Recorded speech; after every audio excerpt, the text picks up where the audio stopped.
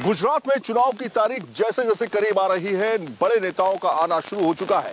कांग्रेस उपाध्यक्ष राहुल गांधी पहले पोरबंदर पहुंचे, उसके बाद अहमदाबाद आकर उन्होंने ताबड़तोड़ मीटिंग शुरू कर दी।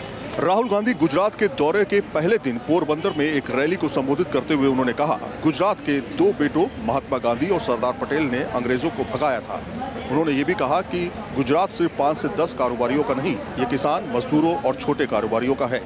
राहुल गांधी ने केंद्र पर निशाना साधते हुए ये भी कहा कि नोटबंदी के समय जब आप लाइन में लगते थे तो सूट बूट वाले बैंक के पीछे के दरवाजे से बैंक के अंदर एसी में हवा खा रहे होते थे।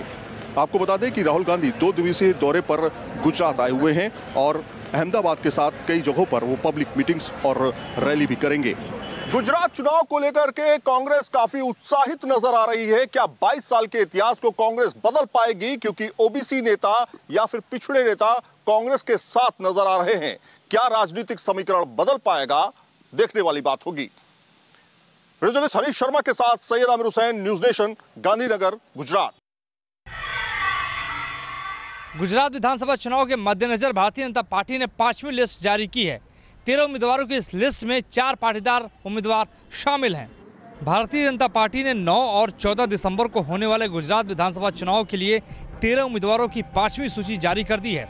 इस सूची में 4 पाटीदार उम्मीदवार शामिल हैं, जिसमें से गुजरात के मंत्री बल्लभ भाई ककड़िया का नाम शामिल है, जो थक्कर बपा नगर से चुनाव लड़ेंगे। इसके अलावा लिस्ट में अन्य पाटीदार उम्मीदवार नारायण भाई पटेल, रमन भाई पटेल और पंकज देसाई को उम्मीदवार बनाया गया है। इसके अलावा सूची में गुजराती अभिनेता हितेश कनोडिया का नाम भी शामिल है, जिन्हें इधर विधानसभा से टिकट दिया गया है। इसके साथ ही पार्टी ने 182 सीटों वाले विधानसभा के लिए पहली सूची में 70 नाम, दूसरी में 36 नाम, तीसरे में 28 और चौथे सूची में केवल 1 नाम जारी किया था। कुल मिलाकर भारतीय जनता पार्टी ने अब तक 148 उम्मीदवारों के नाम घोषित कर दिए हैं। गुजरात के इस चुनावी रण में भारतीय जनता पार्टी और कांग्रेस के बीच कांटे की टक्कर है। भारतीय जनता पार्टी पटेलों को अपनी ओर आकर्षित करने की पूरी कोशिश कर रही है। वीडियो जर्नलिस्ट जयराम यादव के साथ मोहित राज दुबे, न्यूज नेशन, दिल्ली। कर्नाटक के उडुपी में आज से वीएचपी की 3 दिवसीय धर्म संसद का आगाज हो गया। धर्म संसद में राम मंदिर का निर्माण, धर्मांतरण पर रोक, गौरक्षा और गौ संरक्षण जैसे कई मुद्दों पर चर्चा की जाएगी। इस धर्म संसद में देश भर से आए करीब 2000 साधु संत हिस्सा ले रहे हैं। आरएसएस के सरसंघचालक मोहन भागवत की उपस्थिति में धर्म संसद का उद्घाटन किया गया। वहीं कर्नाटक बीजेपी के अध्यक्ष बीएस येदियुरप्पा भी इस धर्म संसद में शामिल हो रहे हैं।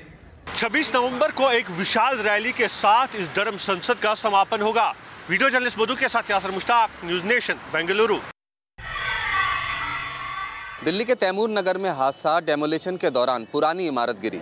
सुबह 9:45 पर पुलिस को इमारत गिरने की कॉल मिली थी, जिसके फौरन बाद NDRF, Delhi fire services, Delhi police और कैट्स एम्बुलेंस की गाड़ियां मौके पर पहुंची और राहत बचाव कार्य शुरू किया। ये इमारत 50 से 60 साल पुरानी थी और ध्रुव कुमार नाम के एक रिटायर्ड सरकारी ऑफिसर की थी। यहाँ पर दीवार गिराने के लिए वो सुबह 2 मजदूरों को लेकर आए थे। जैसे ही दीवार गिराने का काम शुरू किया, वैसे ही इमारत भरभरा कर गिर गई। इमारत के मलबे में ध्रुव कुमार और एक मजदूर दब गया, जबकि काम कर रहा दूसरा मजदूर किसी तरह बच गया। 3.5 घंटे तक चली मशक्कत के बाद दबे हुए दोनों लोगों को निकाल लिया गया, जिनको अस्पताल ले जाया गया, जहाँ पर इन दोनों को मृत घोषित कर दिया गया। ये कोई पहली बार नहीं है जब राजधानी दिल्ली में इस तरह से कोई इमारत गिरी हो। इस पुरानी इमारत में भी नियम कायदों को ताक पर रखकर डेमोलिशन का काम कराया जा रहा था और यही 2 लोगों की मौत की वजह बना। वीडियो जर्नलिस्ट संदीप सिंह के साथ रुमानुल्लाह खान, न्यूज नेशन, दिल्ली। मुंबई और आसपास के इलाकों में बिल्डिंगों के गिरने का सिलसिला बदस्तूर जारी है। ताज़ा मामला ठाणे के भिवंडी इलाके का है, जहां पर एक 3 मंजिली इमारत ताश के पत्तों की तरह ढह गई। जानकारी के मुताबिक बिल्डिंग सुबह 8 बजे के दरमियान गिरी। ताहिर बिजनौरी नामक 3 मंजिली इस इमारत में कुल 7 परिवार रहते थे। बिल्डिंग के जमींदोज होने की जानकारी मिलते ही मौके पर फायर ब्रिगेड और एनडीआरएफ की टीम ने रेस्क्यू ऑपरेशन शुरू कर दिया। अब तक लगभग दर्जन भर लोगों को रेस्क्यू किया जा चुका है, जिसमें 3 लोगों की मौत हो गई है। एजेंसियों की कोशिश है कि ज़्यादा से ज़्यादा लोगों को रेस्क्यू कर उन्हें अस्पताल भेजा जाए। बहरहाल अभी भी कुछ लोगों के फंसे होने की आशंका बरकरार है, लिहाजा रेस्क्यू ऑपरेशन जारी है। साल 2015 से लेकर अब तक भिवंडी में यह बिल्डिंग गिरने का लगभग 8वां बड़ा मामला है। फिर भी कॉर्पोरेशन के भ्रष्ट अधिकारियों के मिलीभगत से अवैध तरीके से घरों के निर्माण बदस्तूर जारी हैं। इसी साल मई महीने में कॉरपोरेशन ने इस पूरे इलाके का सर्वे करवाया था और जर्जर इमारतों को नोटिस भी थमाई थी, पर जमींदोज हुई यह बिल्डिंग महज 10 साल पुरानी है। ऐसे में जांच के बाद ही साफ हो पाएगा कि बिल्डिंग गिरने की असली वजह क्या रही। वीडियो जर्नलिस्ट सुरेंद्र जाधव के साथ शैलेंद्र सिंह, न्यूज नेशन, भिवंडी। चित्रकूट के मानिकपुर रेलवे स्टेशन पर आज सुबह वास्को डिगामा से पटना जा रही वास्को पटना एक्सप्रेस के 13 डिब्बे डिरेल हो गए। इस हादसे में 3 लोगों की मौत हो गई, जबकि 1 दर्जन से ज्यादा घायल हो गए हैं। देश में ट्रेनों के बेपटरी होने का सिलसिला जारी है। इसी कड़ी में आज सुबह 4:18 पर वास्को डिगामा से पटना जा रही वास्को पटना एक्सप्रेस डिरेल हो गई। हादसे में पिता पुत्र सहित 3 लोगों की मौत हो गई, जबकि 1 दर्जन से ज़्यादा लोग घायल हो गए। दुर्घटना में ट्रेन के 13 कोच पटरी से उतर गए। हादसा ठीक मानिकपुर रेलवे स्टेशन पर हुआ, जिसमें एक कोच काफ़ी हद तक पलट गया। चूँकि ट्रेन स्टेशन के प्लेटफॉर्म नंबर 2 से गुजर रही थी, लिहाजा प्लेटफॉर्म से टकराने पर प्लेटफॉर्म भी डैमेज हो गया। शुरुआती जांच में रेलवे पूरे हादसे की वजह ट्रैक का फ्रैक्चर होना मान रहा है। हालांकि स्टेशन के प्लेटफॉर्म पर ट्रैक फ्रैक्चर होना रेलवे की कार्यप्रणाली पर सवाल भी खड़े कर रहा है। दुर्घटना के बाद जांच के लिए मौके पर पहुंची फोरेंसिक टीम को S9 कोच में कुछ संदिग्ध विस्फोटक भी मिले हैं, क्योंकि जिस तरह से कोच की छत और फर्श क्षतिग्रस्त पाए गए हैं, वो सिर्फ डिरेलमेंट की बात पर सवाल खड़े करते हैं। फोरेंसिक टीम ने भी ट्रेन में गड़बड़ी की संभावना से इनकार नहीं किया है। हालांकि इस बारे में जांच पूरी हो जाने के बाद ही किसी नतीजे पर पहुंचने की बात कही है। वहीं दूसरी ओर इस पूरे मामले की जांच ATS को भी सौंपी गई है। हादसे में मारे गए लोगों और घायलों के लिए मुआवजे का ऐलान कर दिया गया है, लेकिन अहम सवाल ये है कि आखिर ट्रेनों के डिरेलमेंट होने का सिलसिला कब थमेगा और कब लोग ट्रेनों में सुरक्षित यात्रा कर पाएंगे। वीडियो जर्नलिस्ट रितेश सिंह के साथ Manvendra Pratap Singh, news nation, Chitrakoot. Film Padmavati की रिलीज को लेकर विरोध प्रदर्शनों का दौर थमने का नाम नहीं ले रहा है। आज दिल्ली में भी कुछ लोगों ने इस फिल्म के खिलाफ जमकर विरोध प्रदर्शन किया। दिल्ली के आज़ादपुर मेट्रो स्टेशन के बाहर आज सुबह कुछ लोग जमा हो गए और इन लोगों ने उसके बाद यहां जमकर हंगामा भी किया। हंगामा कर रहे इन लोगों ने अपने आप को राष्ट्रीय चेतना मंच का कार्यकर्ता बताया, जो फिल्म पद्मावती के खिलाफ प्रदर्शन करने यहां पहुंचे थे। इस दौरान फिल्म के निर्देशक संजय लीला भंसाली के खिलाफ जमकर नारेबाजी हुई और उनका पुतला भी जलाया गया। दरअसल इन लोगों की मांग थी कि इस फिल्म को किसी भी हालत में रिलीज नहीं होने देना चाहिए और इसे बनाने वालों को इसके लिए माफ़ी भी मांगनी चाहिए। देश भर में कई संगठन इस फिल्म की रिलीज का विरोध कर रहे हैं। दरअसल इन संगठनों का कहना है कि भंसाली ने इस फिल्म में कई ऐतिहासिक तथ्यों को गलत तरीके से पेश किया है। वीडियो जर्नलिस्ट मुकेश झा के साथ Deepak Singh Rawat, news nation, Delhi.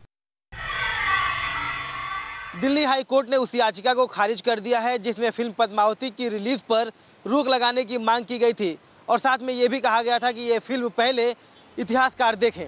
Film Padmavati की रिलीज के खिलाफ दायर की गई जनहित याचिका में कहा गया था कि फिल्म के रिलीज से देश में लॉ एंड ऑर्डर की समस्या हो सकती है।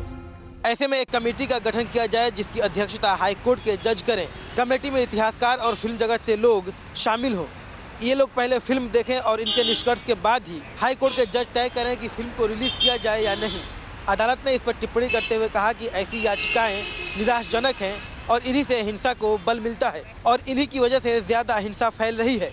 हाई कोर्ट ने कहा कि फिल्म रिलीज हो या नहीं ये तय करना सेंसर बोर्ड का काम है, अदालत का नहीं। और इसके अलावा इसी तरह की एक याचिका सुप्रीम कोर्ट पहले ही खारिज कर चुका है, लिहाजा इस पर सुनवाई नहीं की जा सकती।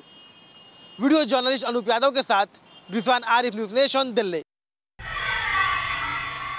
राकेश अस्थाना को CBI में स्पेशल डायरेक्टर बनाए जाने के खिलाफ दायर याचिका पर सुप्रीम कोर्ट ने फैसला सुरक्षित रखा।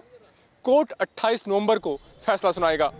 NGO कॉमन कोज ने अस्थाना की नियुक्ति को अवैध और मनमाना बताते हुए रद्द करने की मांग की है। साथ ही ये भी मांग की गई है कि केंद्र को कोर्ट निर्देश दे कि जांच के दौरान अस्थाना का तबादला CBI से बाहर किया जाए। याचिकाकर्ता का आरोप है कि अस्थाना का नाम भ्रष्टाचार के एक मामले में सामने आया था, इसलिए उन्हें पद देने पर CBI डायरेक्टर ने भी ऐतराज जताया था, लेकिन इसे दरकिरार कर सरकार ने उनकी नियुक्ति कर दी। वहीं दूसरी ओर केंद्र सरकार का कहना है कि अस्थाना का चयन सबकी सहमति से हुआ है। जिस मामले का हवाला दिया जा रहा है उस वजह से नियुक्ति नहीं रोकी जा सकती।